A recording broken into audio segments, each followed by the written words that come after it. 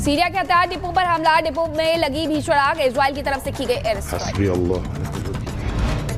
Central Beirut के अल-बशूरा में एक इमारत पर हमला, बमबारी के बाद की तस्वीरें सामने आई, जान के नुकसान की खबर नहीं। इजराइल के तेल अवीव में विस्फोट, यमन की तरफ से दागे गए थे 4 ड्रोन, हमले की वजह से कई इमारतों को भी पहुंचा नुकसान। लेबनान के खिलाफ एक्शन में इजरायली सेना, हिजबुल्लाह के खिलाफ शुरू की गई जमीनी कार्रवाई, वीडियो भी सामने आया। लेबनान के बैरूत में हुए हमले का वीडियो आया सामने, इजरायली सेना की तरफ से किया गया था हमला, हमले की वजह से कई इमारतें भी तबाह। बेरूत के दक्षिणी उपनगरों में रात भर हुए हमले, खतरा, तस्वीरें सामने आई हैं। बेरूत में हमले के बाद का एक और वीडियो जारी, चारों तरफ नजर आया तबाही का मंजर, सड़क पर टूटकर बिखरे नजर आए शीशे। जॉर्डन के आसमानों में देखी गई इजरायली मिसाइलें, एक साथ दागी गई थी कई मिसाइलें, मिडिल ईस्ट में तेज हुए हमले। और इजराइल के तेल अवीव शहर पर ड्रोन हमला, इजरायली एयर डिफेंस सिस्टम ने ड्रोन को मार गिराया, हूती की तरफ से किया गया था ड्रोन अटैक। लेबनान में इजराइल के 8 सैनिकों की मौत, ग्राउंड ऑपरेशन के दौरान मारे गए 8 सैनिक, हिजबुल्लाह और आईडीएफ के खिलाफ तेज हुए हमले। ईरान की बैलिस्टिक मिसाइलों और इजरायली डिफेंस सिस्टम से मिसाइलों को इंटरसेप्ट करने के 2 वीडियो भी सामने आए हैं। जॉर्डन के आसमान से गुजरते वक्त बनाया गया वीडियो, एस्ट्रो फोटोग्राफर जैद अल अबादी ने बनाया वीडियो। ग्वाटेमाला में बड़ा सड़क हादसा हुआ, 180 किलोमीटर की रफ्तार से जा रहे पुलमैन कार में हादसे में लगी आग, हादसे के बाद कई लोग जख्मी हो गए।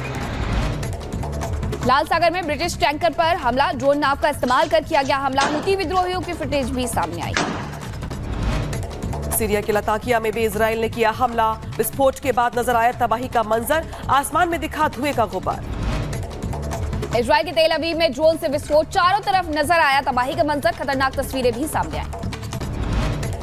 इजराइल की उत्तरी सीमा पर नजर आए टैंक और हेलीकॉप्टर, लेबनान के मुताबिक अधिक रॉकेट होने का दावा। इजराइल की तरफ से की जा रही ईरानी मिसाइलों के खिलाफ यूएसए विध्वंसक से इंटरसेप्ट फायरिंग का वीडियो जारी किया गया, अमेरिका ने जारी किया है ये वीडियो।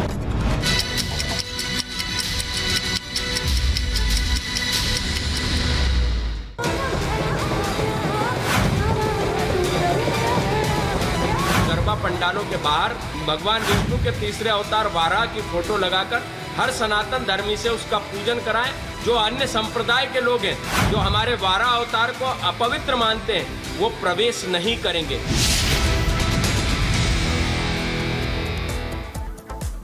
और चलिए बात अब नवरात्र की करेंगे। देश भर में देखिए नवरात्रि की धूम है, देवी मंदिरों और पंडालों में श्रद्धालुओं की भीड़ उमड़ी हुई है। हम आपको हरियाणा, महाराष्ट्र, उत्तर प्रदेश, कर्नाटक और जम्मू कश्मीर समेत देश के 10 राज्यों की अलग अलग तस्वीरें अब दिखाने जा रहे हैं, क्योंकि हर तरफ उत्सव ही मनाया जा रहा है, नवरात्रि के रंग नजर आ रहे हैं। देखिए झज्जर हरियाणा की तस्वीर आप देख रहे हैं, महाराष्ट्र मुंबई से ऐसी तस्वीरें आ रही, अयोध्या में भी माता को यहाँ विराजित किया गया है। बेंगलुरु कर्नाटक की तस्वीर आप देखें, वाराणसी में देखें, हर तरफ उत्सव। और कटरा में तो विशेष तौर पर तैयारियां कैसे की गई है, सजावट कैसे की गई है मां के दरबार की, हम आपको दिखा रहे हैं। इसके अलावा दिल्ली में भी अभी श्रद्धालुओं की भीड़ लगी हुई है, दर्शनाभिलाषियों की भीड़ लगी हुई है।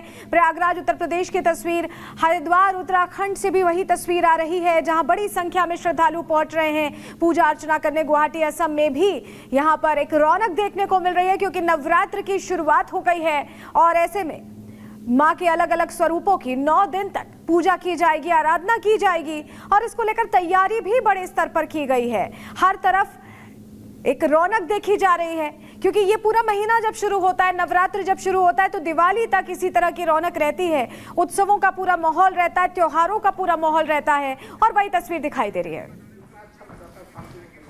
तो नवरात्रि के मौके पर पूरे देश में धूम दिखाई दे रही है। मां की आराधना करने के लिए जगह जगह पंडाल सजाए जा रहे हैं, लेकिन इस बार यह तय किया गया है कि मां के पंडाल में गरबे के वक्त भगवान वाराह की दर्शन पूजन अर्चन के बाद ही आपको पंडाल में एंट्री मिलेगी, जिसको लेकर राजनीति भी तेज हो गई है। पूरी खबर क्या है, रिपोर्ट में दिखाते हैं।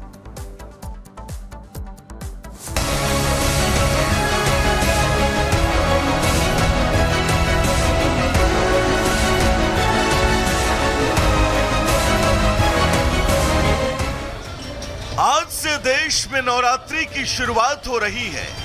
इसी के साथ गरबा पंडालों में रौनक भी आएगी, लेकिन इस रंग में भंग ना पड़े, इसके लिए लोग अलग अलग उपाय अपना रहे हैं।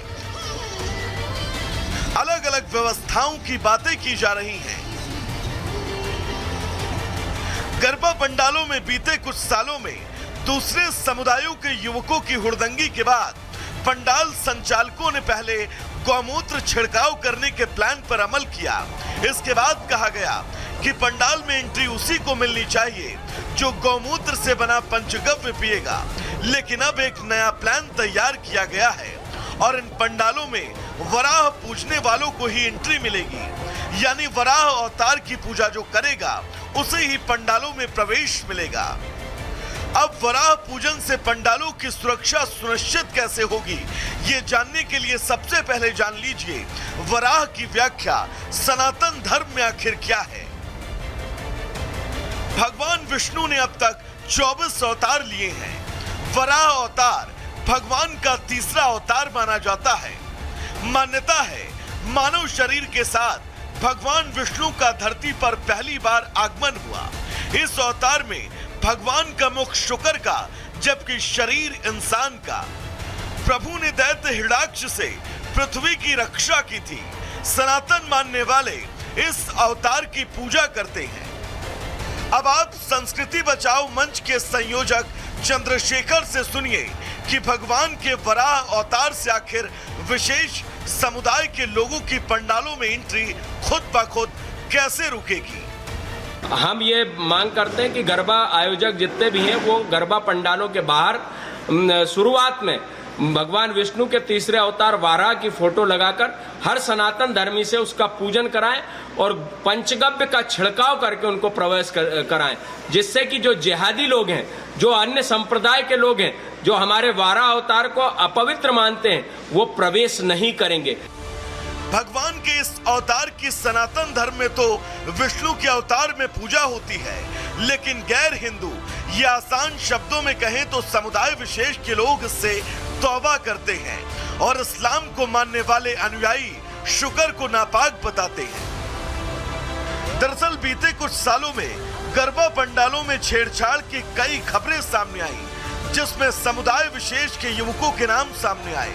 पंडालों पर पथराव हुए, उसमें भी इन्हीं युवकों के नाम सामने आए, जिसके बाद कुछ पंडाल संचालकों ने वराह अवतार के पूजन के बाद पंडाल में प्रवेश के नियम बनाए। अब सवाल है कि क्या वराह के पूजन के बाद समुदाय विशेष के लोग पंडाल में नहीं पहुंचेंगे, या गौमूत्र से बने पंचगव्य के सेवन के बाद वो पंडाल में प्रवेश लेंगे। Bureau report, Republic Bharat.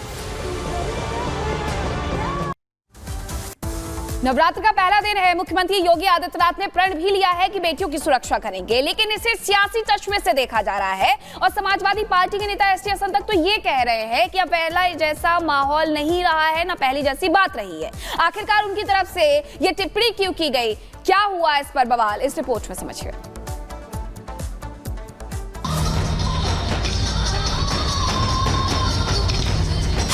Navratra पर योगी आदित्यनाथ का प्रण। रात चलती हुई किसी बेटी के साथ अगर किसी ने छेड़छाड़ करके उसकी सुरक्षा में सेंध लगाने का कार्य करे क्या, तो अगले चौराहे पर उस ओहदे का इंतजार यमराज कर रहा होगा। गरबा पंडाल में नहीं घुस सकेंगे अराजक तत्व। बहन बेटियों की सुरक्षा करेगी योगी की पुलिस। बेटियों को छेड़ा तो चलेगा ऑपरेशन लंगड़ा। आज से देश भर में नवरात्र की शुरुआत हो गई है। आज से लेकर अगले 9 दिनों तक यूपी के हर एक शहर में भव्य कार्यक्रम होंगे। गरबा का भी आयोजन किया जाएगा, लेकिन गरबा को लेकर यूपी की राजनीति में गदर मचा हुआ है, क्योंकि योगी आदित्यनाथ पहले ही कह चुके हैं कि बेटियों की सुरक्षा के साथ खिलवाड़ करने वालों को नहीं छोड़ा जाएगा। वहीं विश्व हिंदू परिषद भी गरबा पंडालों पर तैनात रहकर गरबा महोत्सव में आने वाले लोगों की आइडेंटिटी चेक करेगा, जिस पर अब घमासान मच गया है। समाजवादी पार्टी के नेता एसटी हसन तो बेटियों की सुरक्षा से जुड़े इस मुद्दे पर भी राजनीति करने पर उतारू नजर आ रहे हैं। एसटी हसन समुदाय विशेष के लोगों से अपील कर रहे हैं कि गरबा पंडाल में ना जाएं, क्योंकि अब 2 समुदायों के बीच फासले बढ़ गए हैं। मेरी तो मुस्लिम बच्चों से पहले भी इस बात की सलाह थी कि उनको इस आयोजन में नहीं जाना चाहिए, क्योंकि ये एक धार्मिक आयोजन है। एक तरह की पूजा होती है इसके अंदर। उन्हें हरगिज इसमें शामिल नहीं होना चाहिए, क्योंकि अब वो वक्त नहीं रहा, अब वो हालात नहीं रहे। अब दो कम्युनिटीज के बीच में सियासत ने फासले पैदा कर दिए हैं। सीएम योगी आदित्यनाथ कोई फैसला लें और उस पर राजनीति ना हो, ये तो संभव ही नहीं है। सीएम योगी आदित्यनाथ का एक और आदेश समाजवादी पार्टी को खटक रहा है। ये आदेश है नवरात्रि के 9 दिनों तक मीट की दुकानें बंद रखने का। समाजवादी पार्टी के नेता एसटी हसन कह रहे हैं कि ऐसे आदेश इसलिए लाए जा रहे हैं ताकि दूसरे समुदाय के लोगों की रोजी रोटी छीनी जा सके। मीट की दुकानों का जहां तक सवाल है कि अगर ये पर्दे के पीछे से